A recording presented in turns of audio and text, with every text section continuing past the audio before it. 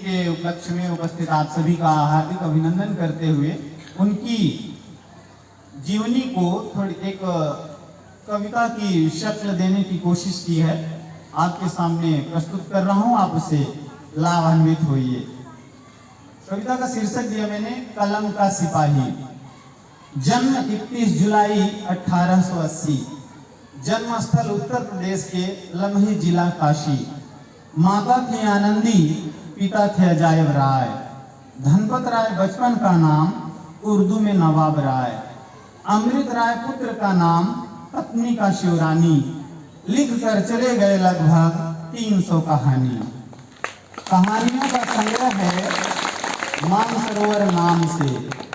कहानियों का संग्रह है मानसरोवर नाम से। प्रसिद्धि उनकी विश्व में लेखन के काम से। बनारस से निकालते थे वे पत्रिका हंस। लेखन में अब तक चल रहा है उनका वंश। बड़े भाई साहब पढ़ा पहुंचे जब अष्टम में। NCERT के पाठ्यक्रम में बच्चों अष्टम कक्षा में बड़े भाई साहब कहानी है, तो उसके लिए मैंने लिखा बड़े भाई साहब पढ़ा पहुंचे जब अष्टम में। दो बैलों की कथा पढ़ी आ गए जब नवम में। फटे जूते के बहाने मौका मिला 10वीं में। प्रेमचंद के फटे जूते हरिशंकर परसाई ना, उन्होंने बताया कि जिस आदमी का फोटो खिंचाने का यह परिधान होगा उसका घर का कैसा होगा। तो उस पाठ में ये बातें आई कि प्रेमचंद ऐसे रचनाकार थे जिनमें दिखावे की प्रवृत्ति नहीं थी, और उसमें व्यंग्य उन्होंने लिखा कि लोग तो फोटो में अच्छे दिखने के लिए दूसरे की बीवी भी साथ में खड़ी करके फोटो खिंचाते हैं, या फोटो खिंचाने जाते हैं तो परफ्यूम वगैरह सेंट वगैरह मार के जाते हैं। क्या फोटो से भी खुशबू आएगी? लेकिन भाई जाते हैं फोटो खिंचाने। तो हम लोगों ने क्लास 10th में भी प्रेमचंद को पढ़ा हरिशंकर परसाई के बहाने, प्रेमचंद फटे जूते के बहाने। दो बैलों की कथा पढ़ी आ गए जब नवम में। फटे जूते के बहाने मौका मिला 10वीं में। ईदगाह पढ़ने का मौका मिला 11वीं में। प्रेमचंद घर में कलम का सिपाही की कहानी।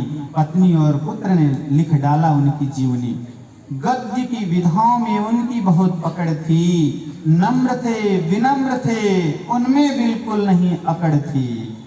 कहा जाता है उन्हें ही उपन्यासों का सम्राट। लेखन के क्षेत्र में उनका व्यक्तित्व बहुत विराज। गोदान में लिख दिया किसानों की महागाथा। गोदान उपन्यास आप पढ़िए बच्चों, आपको पूरे किसानों की जिंदगी कैसे कैसे कितनी दुख तकलीफ संतरास पीड़ा झेलनी पड़ती है आपको आसानी से पता चल जाएगा। फिलहाल आप सभी तो गांव के बच्चे हैं तो सबको पता ही है कि किसानी में कितना दर्द है। अभी बारिश जैसे नहीं हो रही है, कितनी पीड़ा है। धान रोपने के लिए क्या क्या यत्न करने पड़ रहे हैं, गरीबी कैसी है, कर्ज क्या होता है, ये सारी चीजें गोदान में मिलेंगी। गोदान में लिख दिया किसानों की महागाथा। उपन्यासों को पढ़ने के बाद नत हो जाता माथा। 1937 में वे चले गए परलोक। 1937 में वे चले गए परलोक, पर उनका साहित्य सदा रहेगा इस लोक। पर उनका साहित्य सदा रहेगा इस लोक। बहुत बहुत धन्यवाद।